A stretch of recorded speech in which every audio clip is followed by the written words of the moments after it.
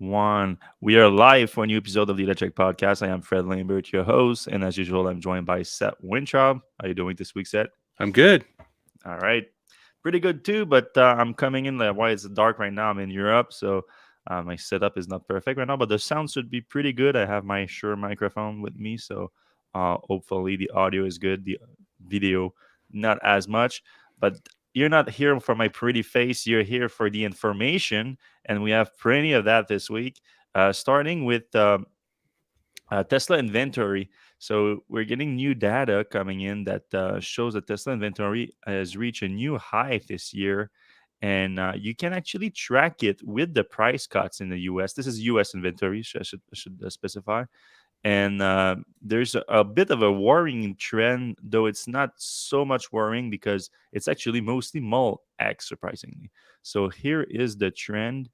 Um, you can see here at the end of last quarter, obviously, inventory a little bit higher because Tesla drops a bunch of inventory at the end of the quarter that it tries to move fast. Then it drops as the price drops happen too early in the quarter, but then it keeps climbing nonstop despite Tesla slashing price twice in that little uptrend here. So it might show that the price cuts are not working as well as intended, and right now it's higher, even higher than it was right here, which was right before the early 2023 price cut, which was the first one of a series of bigger one. So you can actually track like all of these spikes and downward trend here are all linked to price cuts. So it was working for a long period of time, but since April, not so much. But when it gets not as bad is when you look at this here, which is the trends for each different models. And by the way, just to be clear, this is Tesla's new vehicle inventory. So on the website for sale, it doesn't account for vehicle in transit because we already knew that Tesla's inventory was an all-time high at the end of last quarter when Tesla disclosed having 15 days worth of inventory, which was the highest in years and years and years. But Tesla kind of blamed it on the vehicle in transit. But now they cannot do that here because this is not vehicles sold to customers. This is vehicles for sales to customers. So the silver lining here is that the Model X is actually the vehicle that is the problem in inventory. It accounts for nearly half of Tesla's inventory right now, and it surged a lot in early March. So that would make sense. Probably just Tesla just building a big batch at that time, but they just wouldn't sell that much. There was, of course, the big price cut in early April that helped. But since then, it's been going right back up despite another $5,000 price cut. Though, as we reported last week, there was a $2,500 increase again, but with 3 years of free supercharging. So I would believe that the 3 years of free supercharging is more important than the price cut, but 1,200 Model X in inventory says otherwise. Model 3 also a bit of an issue, went way up in the last 2 weeks despite those two other price cuts. The silver lining is Model Y. So Model Y has been successful. The price cut has been successful on the Model Y, and Model S seems to be like pretty stable. So that's also good news. But yeah, I wouldn't be surprised that you see. I mean, I don't think. Do you think Tesla would cut the price of the Model X without touching the price of the Model S? That would be weird because it's already Yeah, pretty close. Like I think in some configurations it's the same price. in Do Plaid you it's the think same price. Yeah, can you imagine a Model X costing less than a Model S? yeah. But if the demand is there, like Right. almost makes sense. And then the Model Y, like the price of that is not probably going to come down anymore since it's already going way down. And later on, we're going to talk about more recently there was a story about them dropping the third row, so that's even going to Yeah, put that's that's $1,000 off of the third row. I don't know what's the take rate on that third row though. That's the like how big of an impact that $1,000 gonna have. well, it can't hurt. Yeah, it cannot hurt, but like, have you seen a lot of third rows out there? Like people buying third I rows? have. They're super small, and I Yeah, would feel like claustrophobic sitting back yeah, there. But like it's barely a third row.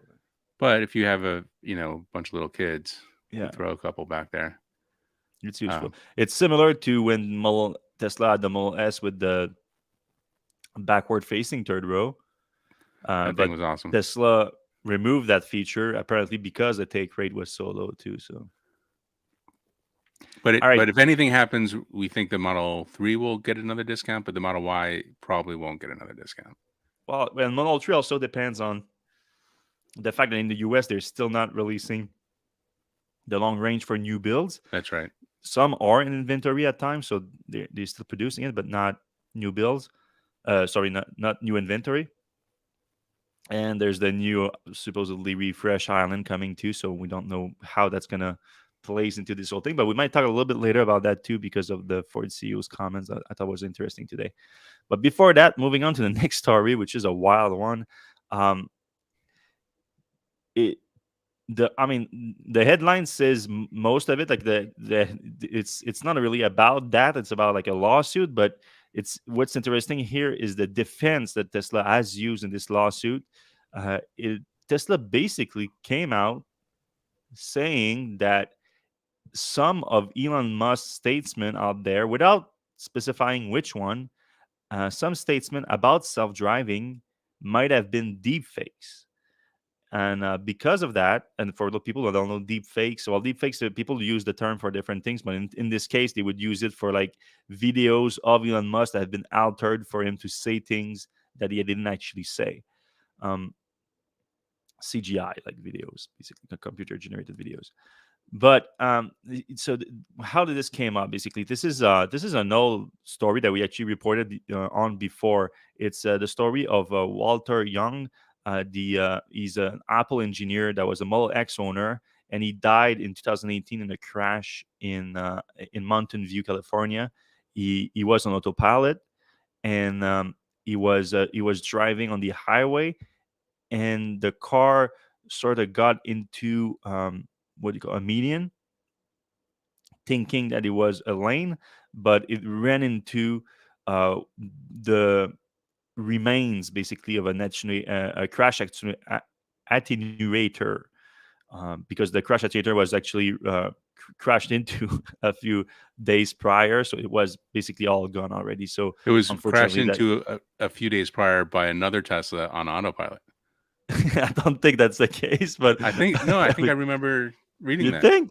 I don't remember that. I'm gonna do some research. I'll be right back. Yeah, yeah. I think it was just another crash, but yeah, it is. I mean, there's a reason where there's a crash attenuator there. Like a crash is likely, but so obviously, the lack of crash attenuator was made it a lot more difficult on the impact. And Walter unfortunately died of his injuries at a hospital later on. So now, following that, Walter's family decided to sue Tesla, blaming the autopilot. In the meantime, authorities actually investigated the incident, and a lot more information came out. First of all, um, it's actually a very interesting case, really, and a complicated one, in fact, because Tesla, back when they still had a full PR team, and I have to admit they got us on that one. That was before we had like a full understanding of how Tesla was treating its autopilot data, and the way they presented the story. They released a whole like blog post or PR release on it, and they blame Walter right away, saying that 19 times during that drive he didn't have his hands on the steering wheel. Uh, well, in fact, no. Tesla said that 19 times they couldn't detect his hands on the steering wheel, because that's the actual truth here. But of course, everyone just thought that as like if they cannot detect the hands on the steering wheel, it's because he didn't have his hands on the steering wheel. But in fact, we now know clearly that Tesla cannot detect hands on the steering wheel. Never. It can only detect pressure on it. Well, so yeah, technically can detect that it has hands when there's pressure on it, but only when that happens. But it cannot detect that there's no hands on the steering wheel. That's out of Tesla's capacity with autopilot, because there's no sensors on the steering wheel that can do that. So Tesla basically like used the data at its advantage there. Uh, but at the same time, there is one point of data that did play a lot in Tesla's favor. According to the NHTSA investigation, phone data showed that Walter was playing a video game on his phone at the time of the crash. So obviously there was some issues with attention there while driving, and also there was about 150 meters, which is like over like 500 feet between the time that the car entered the median and ran into the crash detonator, or the remains of the crash detonator. So so yeah, like 500 feet, it's a decent amount of time to realize that you shouldn't be in the median and you should move away. So the lack of attention was pretty clear at that point when you combine that with the fact that he was playing a video game. Now, obviously, Tesla always says when you activate autopilot, you need to pay attention at all time. You need to be ready to take control at all time. So this was, we thought it was pretty much a done deal at this point. However, the family decided to sue anyway, and their argument is that Walter believed that he could operate his vehicle with autopilot in that manner, meaning without paying much attention, because of statement made by Elon Musk and Tesla in general. So that's where we are today, and that's where this article comes from today. This crazy statement that Tesla made. So they wanted to interview Elon Musk based on some of his statement, and we know that Elon has plenty of very, let's say, ambitious statement about autopilot out there and self-driving. So the lawyers for the family wanted to interview him to discuss that specifically because it's the center of the case. And Tesla's argument to try to block Elon from being interviewed was that some of his statement, Tesla cannot tell if some of the statement are deep fakes, and therefore Elon shouldn't have to justify them because some of them might be deep fakes. But as far as we can tell from what the judge says, Tesla never specified which statement could be deep fake. So the judge was not impressed, to say the least. This is the judgment. Their position, their being Tesla, is that because Mr. Musk is famous and might be more of a target for deep fakes, his public statements are immune. In other words, Mr. Musk and Mr. Musk, why can I say Musk today? And others in his position can simply say whatever they like in the public domain, then hide behind the potential of their recorded statement being deep fakes to avoid taking ownership of what they did actually say and do. So, like, as clearly as it gets, the judge shut that down pretty quickly, and actually, she ruled that Musk should be made available for an interview of up to 3 hours to discuss this. Now, this is a bit scary because this this sort of introduced the idea of Tesla backing away from Musk's comment on full self-driving, and obviously Musk's comment on full self-driving is extremely important for Tesla in general, because Tesla has sold a lot of cars because of that promise that they would eventually unlock full self-driving capability in virtually every vehicle built since 2016, and now it's in the millions of units. So we're talking about a very big deal here. And the idea that some of those statements are not valid just because they could be deep fakes when you cannot even like tell which one would be, that's a scary proposition. And the craziest part too is that I actually agree with the premise of it, that eventually it's going to be true. Like eventually we might get to a place where you cannot tell the difference between a deep fakes and a real video of someone, and that will change public discourse forever, and it's going to be extremely hard to see what's right and what's not. But we're not there yet. So right now they are deepfake. Deepfakes clearly exist, but you can tell the difference. Video experts can tell the difference. So if Tesla or Elon has any concern about that, they should say exactly which one they are, so we can figure out what is real and what isn't real, and what he said about self-driving, because I feel like it's pretty important. Yeah, it's a weird situation. What initially I heard that, I was like, this is just lawyers being lawyers and trying to get weasel out of it. But it, as you said, like, this is going to be an issue in the future. And also, like, we don't really know what Walter Huang was watching, but like, he died in 2019. Like, the deep fakes back then really sucked. They weren't great. Oh, that's a So good point. Yeah. So it uh, would be any statement made before 2018 that would be valid to this case. Yeah. right. So I don't know. Kind of feels like that's BS. Yeah, I mean, I think on both sides it's BS. Like, obviously, the main thing that Tesla communicates with people is the thing that it communicates every time you activate autopilot, which is keep your hands on the steering wheel and stay attention at all time. And anyone that's not listening to that, you're using autopilot wrong. Period. Um, and then if he's like playing video game at a time and everything, like this is on him. Like, I'm sorry to the family and everything, but it's like definitely on him, unfortunately. Um, but on Tesla's side, this is just a ridiculous defense, and like, just I don't get it at all. And I hope it's not like a precedent to what they aim to do in the future when other people call out Elon Musk on like, hey, you said things about self-driving and then it never happened. It's like, because like you said, it might be just lawyers being lawyers, but at the same time, if they were my lawyers and my lawyers were claiming like that, you didn't actually say that because they're deep fakes. I'm like, oh, wait a minute. Like,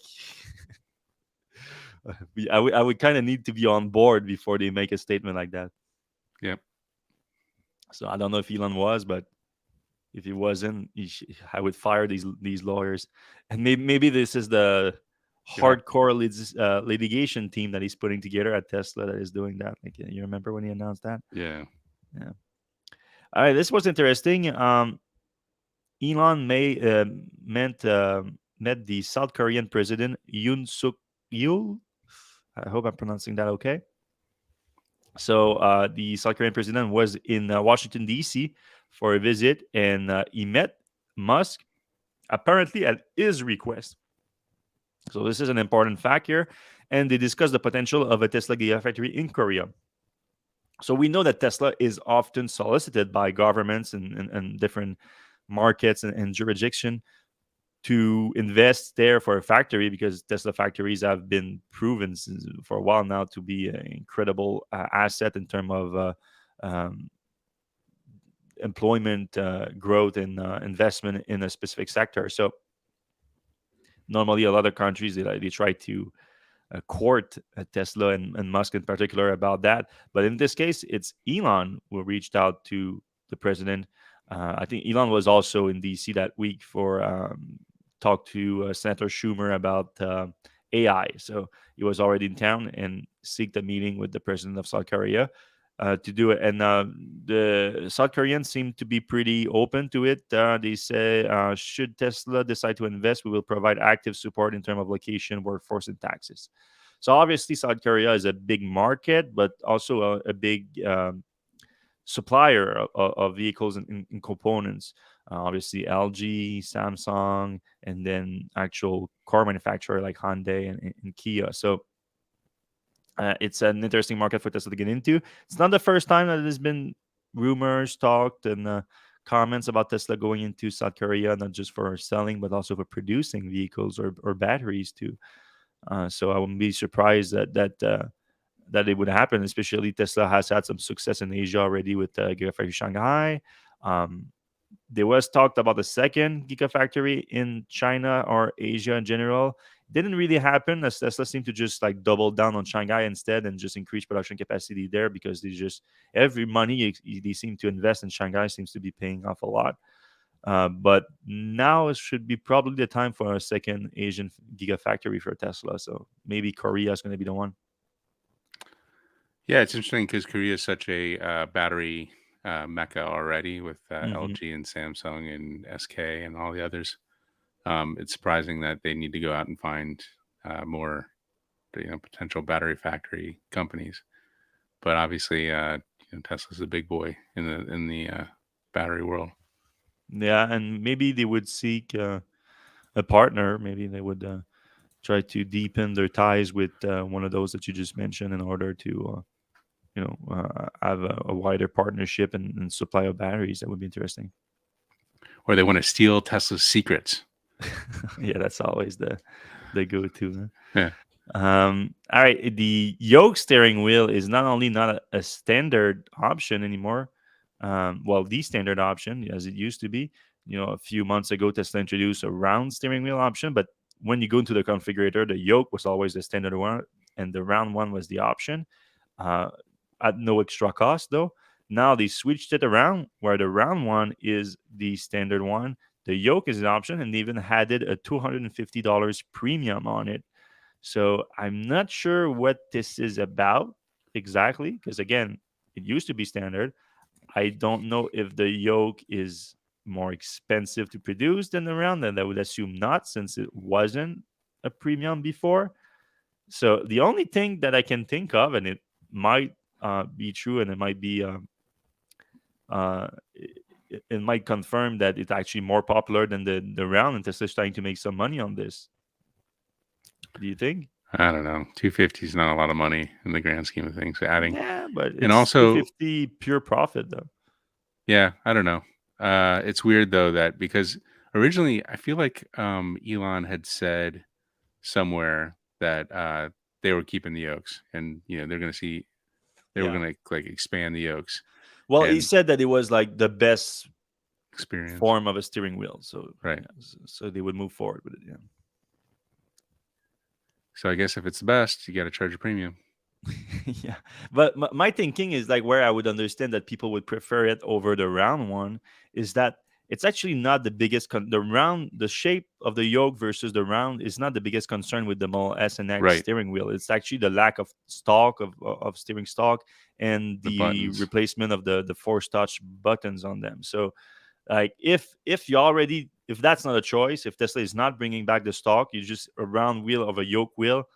I mean, I guess most people feel like they want a yoke because, I mean, it's cool. It does look cool. I can admit that.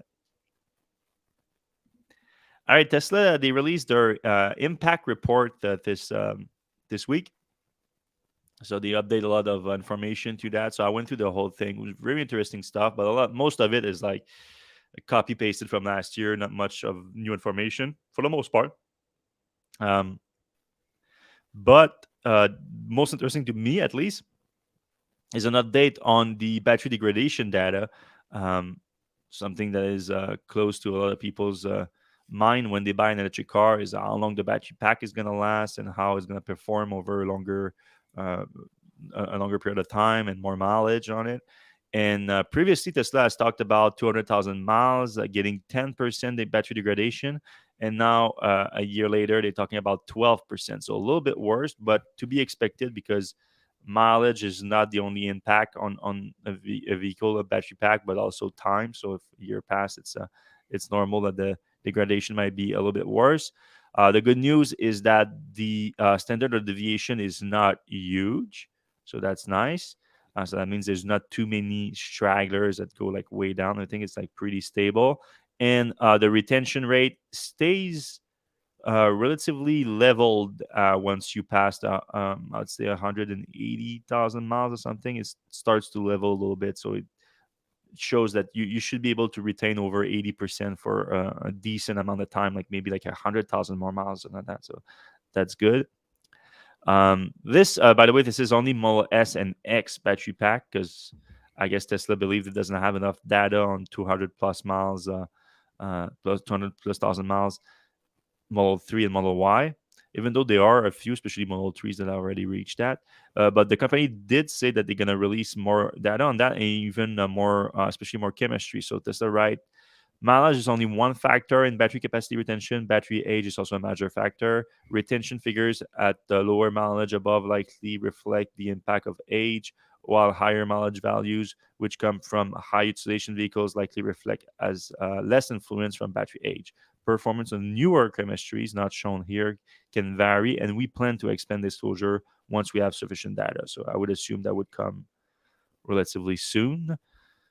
But as we previously reported, we at Electrek we actually have the best degradation data that ever released by Tesla. Well, actually, Tesla didn't Exists. really, yeah, that exists. Tesla didn't release that, but we managed to obtain that on thousands of vehicles. Like every point you see in this chart here is an actual vehicle, and you get the you get the battery pack usable capacity over the total kilowatt hour used since. So it's not mileage, but it's the equivalent of mileage since it's the cycling of the battery pack, basically. So you see, there's actually a decent number of vehicles that are not performing as like the average. But the most interesting data here, because the actual average is similar to what Tesla is talking about. You have between 10 and 15% between 100,000 miles and 20,000 miles, 10 and 15% degradation. But the weird thing is the difference between the 90 kilowatt hour pack versus 85 kilowatt hour pack. So there's a big drop in capacity sooner with the 90 kilowatt hour pack, which is notoriously the worst one. Obviously, not as big a deal anymore at least for new car buyers, since both of these packs have been retired. But for used car buyers, it's something to keep in your mind, though, for sure.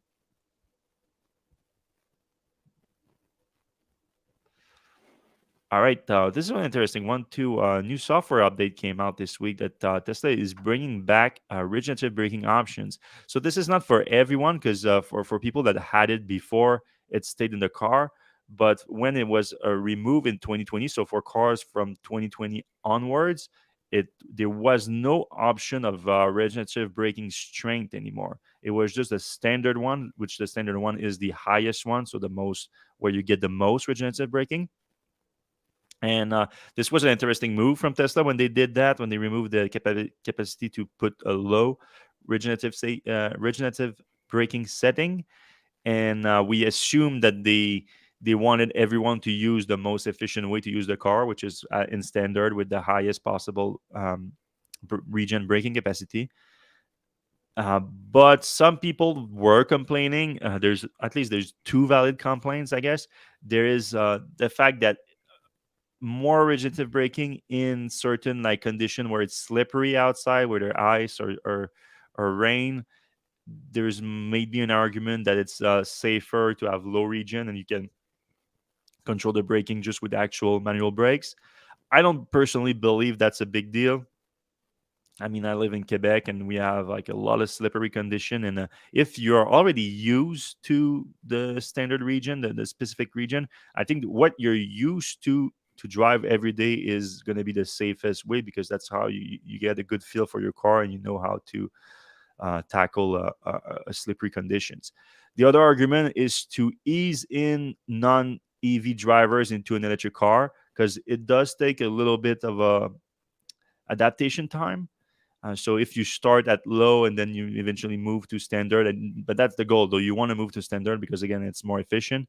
You can start at low and then eventually get to standard. To be honest, I think that the adaptation time is pretty fast for most people. What do you think, Seth? I don't know. Not in a Tesla, but in the Chevy Bolt. When I do hit some slippery ice, the regen will actually, like when I let off the accelerator, I'll start sliding a little bit. Oh yeah. The regen in the Bolt is way stronger. So it's just a different kind of But situation. you have more than two levels in the Bolt, do you? There's the paddles and everything. Well, there's the paddle. So there's like 4 levels. Yeah. Because you can use both the paddle and the setting, or you can use the setting, or you can use the paddle. But also, a lot of Teslas have 4-wheel drive. The Bolt only has 2-wheel drive. So it's the front wheels that are slowing down. So in one way, that's good, because it'll slow you down much faster in the front than the back. But or you can put more braking on that. But it also changes the dynamics of the on ice. So I get it. Like I haven't experienced it myself, but if you have all 4 wheels like slowing at the same time, or the rear wheels slowing at the same time, there's a lot less likelihood of a situation where you kind of lose control. So I don't know. That's No, it makes sense. It makes sense. Yeah. I mean, at the end of the day, like, I'm always good for more options anyway. Like, options are good. It's just in this case, I think like most people should. I don't like my only concern that with having a low is that some people would just end up using the low because they think it's easier and they don't want to bother. But you're gonna get less efficiency if you do that. Yep. Although All some right. people will argue that, on highways they get better uh, by letting it roll than getting regen. Yeah. But yeah, Yeah. Maybe. But I mean, I'm on autopilot every time I'm on the highway yeah. anyway. Um, Yeah, we have a few more news articles we want to discuss. Then we're going to jump into the comment section. So if you guys have any question today, any subjects you wanted us to discuss, you can put it in the comment section right now, and we're going to get to them in about 25 minutes, 25 minutes. All right, this was an interesting one here. Jim Farley, CEO of Ford, commented on Tesla's price cuts and the so-called EV price war going on right now. And as I researched his comment, actually, I forgot, but we did report on this last summer. That was about 8 months ago, when Farley actually predicted this price war. He said that last summer. He said, "Be careful, there's going to be a price war coming in the EV market in the U.S." And sure enough, he was right, because in January, Tesla started cutting prices, and Ford had to follow with the Mustang Mach-E price cuts. And then Tesla, after that, just went nuts and kept cutting prices at at an impressive rate. Now, he was asked about like Tesla's approach to just like cutting prices in order to sell as many cars as possible right now as they increase production. And he said, Gori 1913, which is actually a book that talks about Ford's first years as a mass producer when Henry Ford introduced the production line. Farley continued, this has all happened before. So he said that Tesla should take note of when Ford became a mass producer, because Tesla is becoming a mass producer right now. So specifically about the price cut, he added, I think that he's going to learn. I assume he's talking about Elon. To learn is product freshness means a lot. The product gets commoditized, and then you lose your pricing premium. That's a really dangerous thing. So I thought that was an interesting comment, because I think there's some truth to it, really. When you think about it, and I know that Tesla is not like, Tesla is aware of that, and Tesla's goal is always like, make the best product possible at all time. But there's definitely an argument to be made that Tesla's lineup is not the freshest right now. Uh, as a whole, by itself, with having just four models, and the last one being introduced 4 years ago, that's not the freshest. Of course, Cybertruck should fix that relatively soon. There should be a new product, so the lineup as a whole should be a little bit fresher. But then you go back to the vehicle themselves. Model S and X, they got that big refresh like almost now 2 years ago. Okay, so it's not too bad, but it's not also, it wasn't the biggest refresh ever either. Then Model 3, you could argue, is in need of a big refresh. Good news, there's one happening, but it's not going to be the biggest refresh either. Like, as far as we know, like the front end in the picture that we saw a few weeks ago looked great and everything, but I don't know if it's going to be big enough refresh to completely like to energize the Model 3 sales that much. And then Model Y, like, that's the biggest one, and that's the one that I kind of agree with Farley here about the commodity argument, where Tesla is producing so much Model Y. And even though it's not that old of a vehicle, like a 4 years old vehicle, it's the fact that it's so close to the Model 3 in design, the fact that there's so many out there so fast. Like Model Y went from like nothing to like now a million Everywhere. vehicle a year. Yeah. So it is sort of a commodity now, and commodities are about one thing, and that's price. Like, so the price and rareness. So like, now it's not so much rare of a commodity, so the price goes down. And so he's kind of right about that. Um, so it's something to think about when we think about Tesla's sales and price cut right now. And to be honest, it's kind of Tesla kind of admitted, Elon himself kind of admitted it during the earnings call, when he said we're looking at orders every day, and we're looking at production every day, and we're trying to have them match. And to do that, we're doing price cuts. All right, well, that's basically, you're dealing in commodities now. They should do stuff like more colors, more like do a wrap, factory wraps. more options. There's really like 12 configurations you can get of every Tesla right now. 12 configuration? No, I mean there's just not that many options on a Tesla right now. Yeah, Like, yeah. Oh, that's true. Yeah, but that they did that on purpose too. right, it makes it easier, but uh, to uncommoditize it, you could have some interesting colors, whatever. Yeah, no, but you're right that there's a few like little things they could do that could make it like more interesting. But at the end of the day, at the same time, I want to, but that also plays in pricing. I would guess you have to give it to Tesla that the market conditions are also not ideal for selling new cars right now. It's just the interest rates are not ideal. But again, that's purely um, that's purely due to the market conditioning. All right, this is your post said the Bolt is dead. Really? Well, they're not making them anymore as of the end of this year, Mm. 2023. So I don't even know if they're going to call it a 2024. Probably not going to call it a 2024 if they're not going to make them in 2024. And I don't know if you read the comments or saw that, the uproar in the Reddit, the Bolt groups on Facebook and Reddit. No. People were really like freaking out a little bit about it because they're like, well, hey, I'm about to buy a Bolt. And my thing is like, like the Ultium platform is for GM. Like it makes it easier for GM to build cars. It doesn't make it easier to like service the cars or whatever.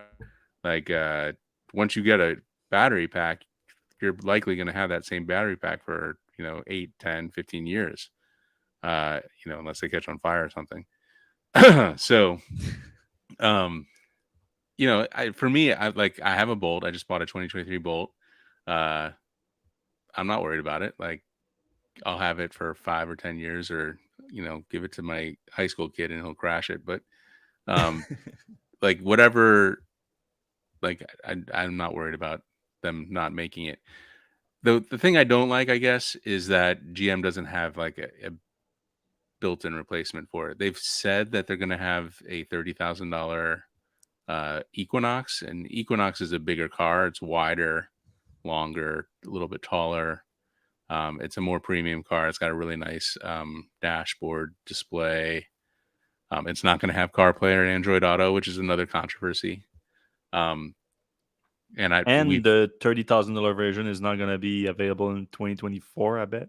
It's not going to be available until the end of 2024, according to GM, and that's optimistic, best case scenario. So basically, from the end of 2023 to the end of 2024, there's not going to be a low price EV from GM that we Mhm. know of. Obviously, there's going to be used Bolts out there you can buy. The Nissan Leaf might still be around. I don't know if they're going to. I mean, the Aria is starting to come out in numbers, so hopefully that thing gets killed too, because it's got CHAdeMO fast charging and I really think fewer people will cry about that one, I think.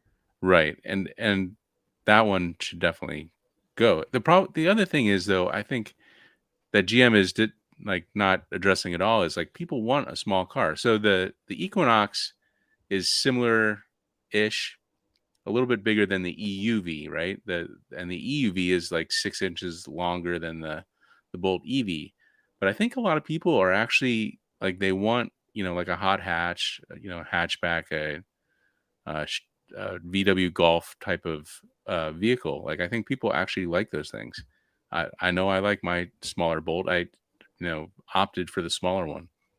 So I don't know if GM's really taking that into consideration. And now, if you want a small car, what are your options? In a small EV, you have the Mini Cooper, I guess, 120 Yeah, mile limited range. range.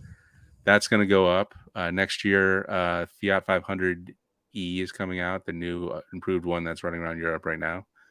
It's still limited range, no? No, the new one's got 200 something miles. No, really? Oh, I Yeah, missed that. yeah. Yeah, they announced it at the LA Auto Show. It was like one of the only things that was there. But it's not coming from like not not But this year, also, but is that next not year. smaller, much smaller than the Bolt, though, or is it one But of the bigger Fiat? the Fiat is bigger than it used to be, so Okay, okay, okay, okay. it's closer in size. So they're Um, American Fiat. right, and then theoretically Tesla's going to have something built in Mexico in 2024. Um, what else? What other small? I mean, the Porsche Boxster is going to be out. If you have got a lot of coin to throw at your small car, uh, I imagine Audi at some point is going to build a small, like a TT or what are their Well, other? now we're not talking about Yeah, hot hatches anymore. We're talking about right, sports car. Like, right. But I'm just saying, like, there's as of the end of this year, there's not going to be a small uh, hatchback kind of EV, and that's disappointing. yeah, I agree.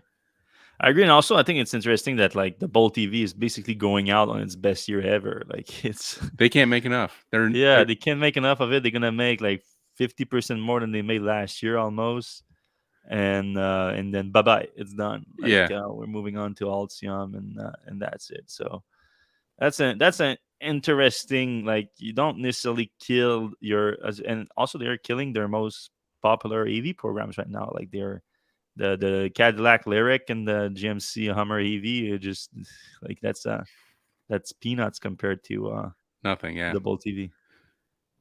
yeah.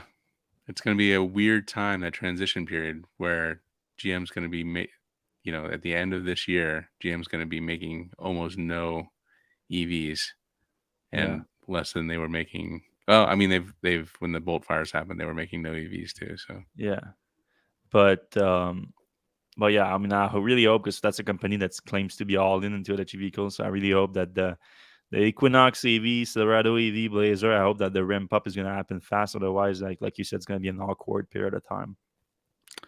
yeah, and the big thing about Chevy that we have the 9 to 5 Max site as well. They're dumping CarPlay and Android Auto, Yeah. which Tesla and Rivian and Lucid for a while didn't have that.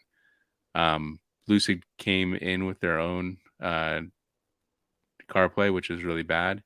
But Tesla and Rivian are sticking to their guns. They're not going to add CarPlay and Android Auto. But you know, GM has had CarPlay and Android Auto, and they're kind of ripping it out of their customers' hands because the Equinox will not have access to it, and they're Hmm. replacing it with an Android Automotive, which has like Android apps, which of course every app that is on an iPhone for the most part is on Android, except for some of Apple's stuff. Hmm. So like you're not going to get Apple Maps on your Chevy, for instance. No, I understand. So interesting times for GM. Yeah, something to keep track of, especially during the transition in 2024. All right, still on GM though. Big announcement this week. They partner with Samsung SDI to build a new $3 billion battery cell factory in the U.S. So this is interesting because it's a move away from LG, because GM is very close to LG through their Ultium cell joint venture. So they announced like three giant battery factory in the US already. Well, I say announced, one is already in production, and two others are in construction. They're already like ongoing. There was rumor of a fourth one with LG, a fourth Ultium cell battery GM-LG partnership.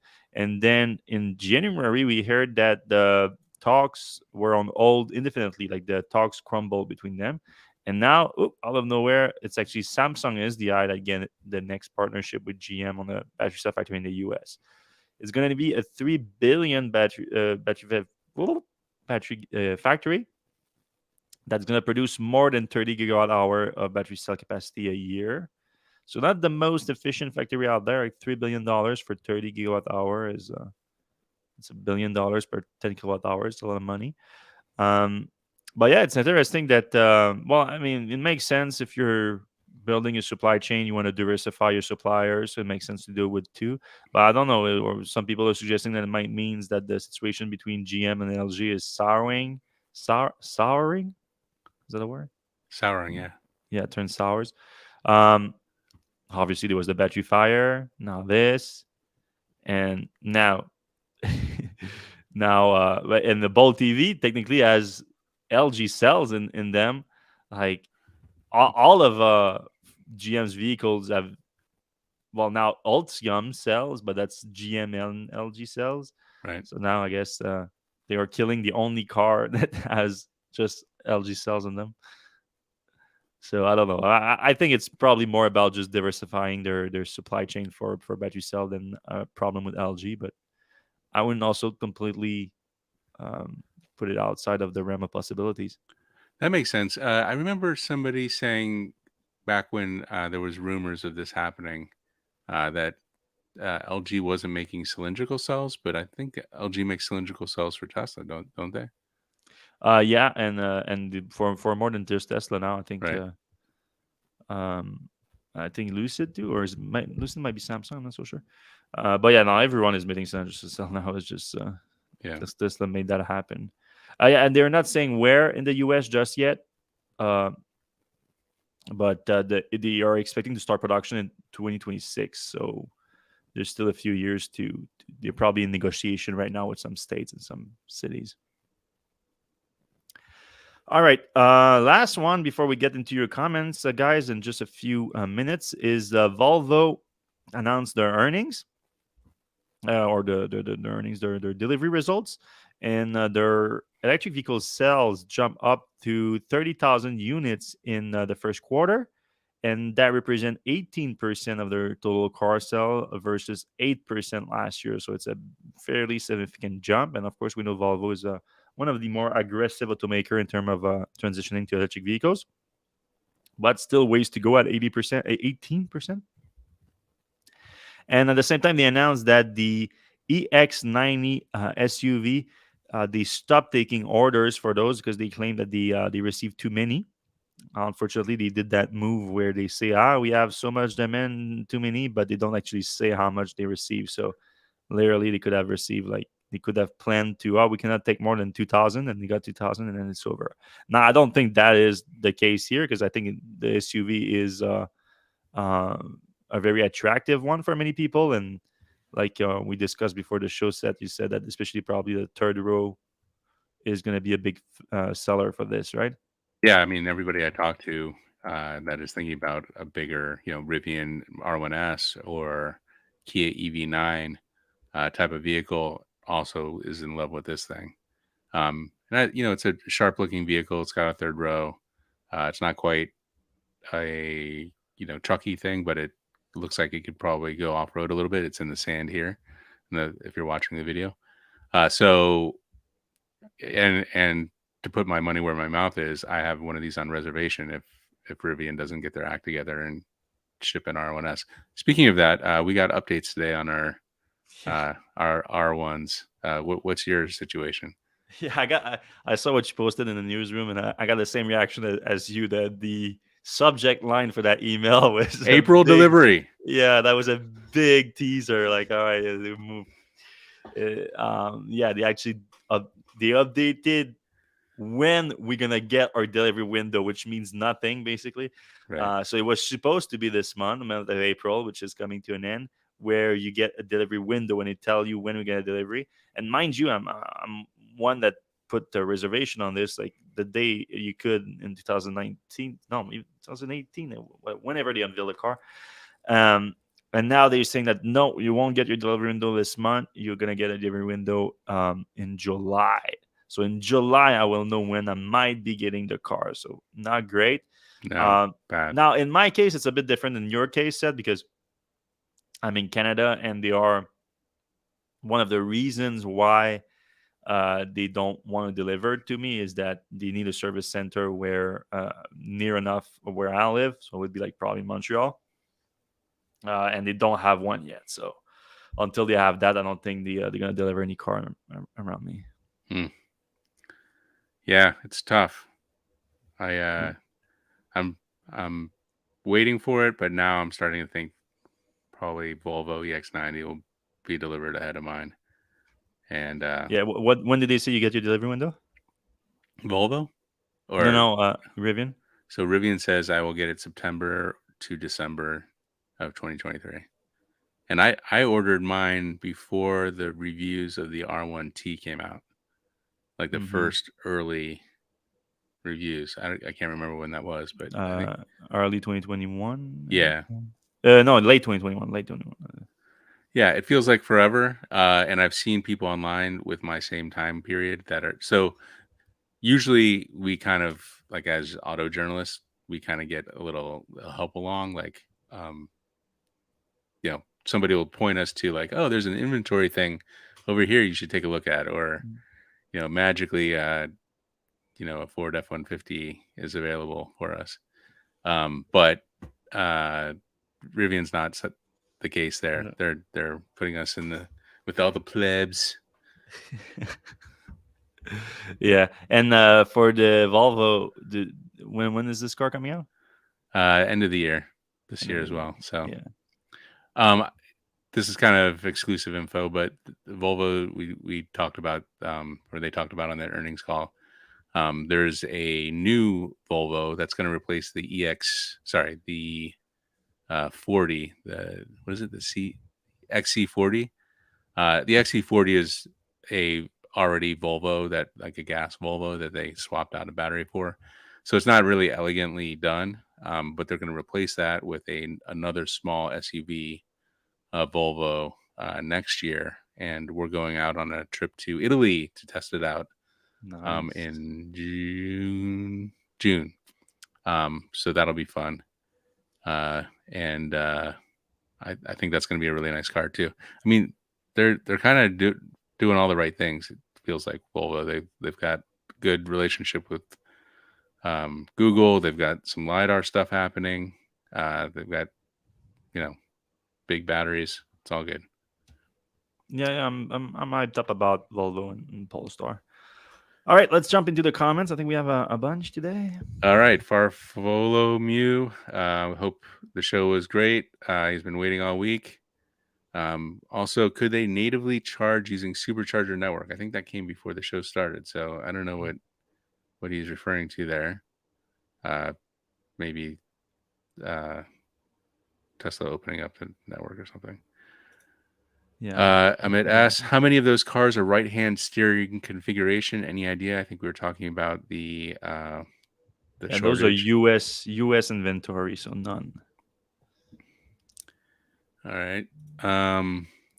Andrew McDonald, I have a 2020 Model X long range in Canada. This week I got an email from Tesla offering 6 years of free supercharger for buying a new Model X or Model S. Hold out, Andrew. I think you can get another 10 or 15 years out of Tesla. Yeah, we reported on that last week. Yeah, you need to trade in your older Model X or sign a paper that says you don't want the unlimited supercharging on it anymore. Tyler Donahoe, crazy that we are going to start dating things to pre-AI and post-AI in terms of veracity. Probably at some point, not just yet, but at some point. It's crazy. And like how as news reporters, how do we we get a video, like how are we going to discern whether they're No, legit or not? you won't be able to do that anymore. Like it was going to be too easy at some point to just produce those. So there's going to be some kind of like you're going to have like an encryption key or something, like you have to validate, like the companies are going to send you information, you have to send you like directly, and like you have to validate where it comes from. Where it's come from is more important than the actual content of it. It's Yeah, going it's to be nuts. crazy. Like Yeah, I was watching this. I forget the name now, but it's a great British TV show on it that kind of introduced this idea of like when this happened, like what it's gonna look like and what people are gonna be able to do with it, and it's so scary. oh, yeah, it is weird. Mm.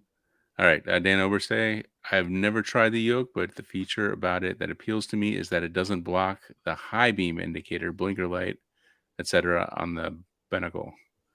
Not a problem for my Model 3, but it's on other cars. Yeah. Okay, I'm confused. So what is the high beam indicator? I think that's on the front dash. You know how Oh, okay, yeah. Okay. Yeah, it tells you that your high beams are on. But okay. yeah, Yeah. on the Model Y and the Model S and I Model think X. you still need to like the form factor of it, but that's not a big of enough positive.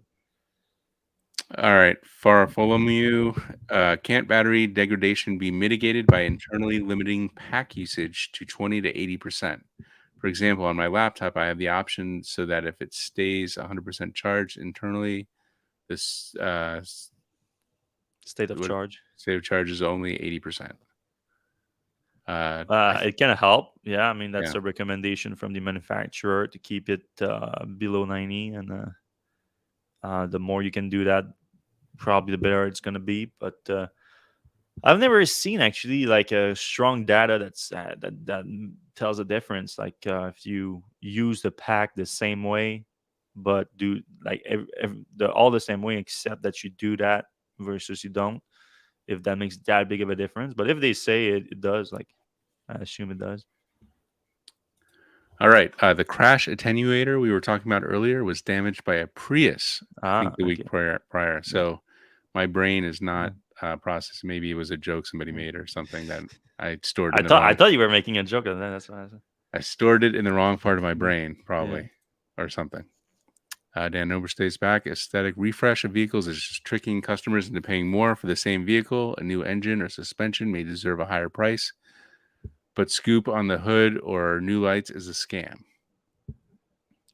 Yeah, but you kind of want to have the I cool don't new know thing. about that. Like it completely depends on how much value you put on aesthetics on a car, and you'd be surprised how much people put value on their aesthetic of the cars. It's a lot of people. It's one of the big ones. Like I there's mean, that, there's look at safety, there's iPhones. price. Yeah, Every year, you gotta have a new iPhone.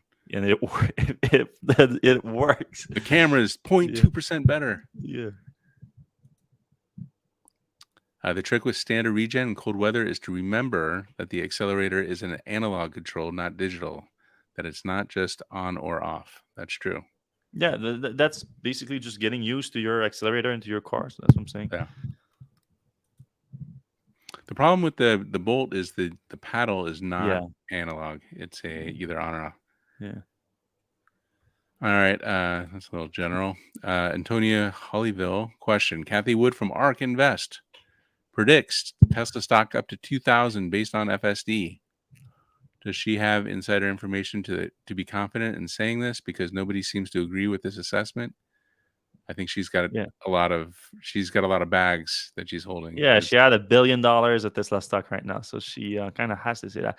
But Antonio, I know what you're doing right now. You're doing some awful thinking. You're trying, you want her prediction to be true, so you're trying to find things that would justify it being true, that would put credibility on it. But I'm sorry to burst your bubble, but Katie Wood has no insider information that tells her when Tesla's going to release a robotaxi service. And you know why? Because there's no insider that has that information either. Tesla doesn't know when they're going to release that either. So how could you have insider information on it? Tesla is just guessing, just like it has been guessing for the past few years. And that's why Elon has been wrong in his prediction along a few times. No one actually knows. No one inside, no one outside of Tesla. All right, Spike 43. That Model X accident was awful, but the distance to crash and playing a game is negligent. The deepfake argument is insane, but also is the idea that you could play a game and drive in 2018. And in 2023. 2023, yeah. Yeah, I agree with this whole comment, but I would have not just in 2018, but still today. All right. What is your opinion of the Modec EV van? I've never heard of that. Have you? Yeah. No, I haven't not either. All right, I'm Googling it. It's probably an European thing or an Asian thing. Oh, it's like a FedEx kind of van. Yeah, it's Europe. Okay. Well, we don't know. Information on it. Looks nice. Random dude, I know at least initially the Bolt was losing money on every sale. That is complicated because of the ZEV credits. Mhm. You get like 20 grand each Bolt for some 19,000 or something for each Bolt. So even though they were losing on a per unit basis, they were getting the money back in ZEV credits. So a little complicated. Andrew McDonald, what do you think of the BYD Chinese electric car called the Seagull? They state cost is 11,000 and up to 250 miles of range and can charge from 20 to 80 in 30 minutes. Real or fake news? Well, the range is I don't. It's not real or fake. It's just I think it's more of a. This is a Chinese standard, so like the EPA wouldn't be 250. But the car looks fairly good for what it is for the cost. Like I like the way it looks, and the specs look good for the price too. Um, I don't know about the cost of $11,000 though. I thought it was a little bit more than that. Um, we did a post, or I did a post on this about 4 months ago when it was like in Chinese media that they were going to have a price around this, and um, the idea was that it's a $10,000 car, and it kind of looks like a Chevy Bolt. And if you think the Bolt was cheap, this one costs about a third to a half the price. So I have a feeling this car is not going to be like up to like American standards. It's going to be very or Western standards. It's going to be very inexpensive, very not crash worthy. But it's going to get a lot more people into EVs, which is a good thing. In China.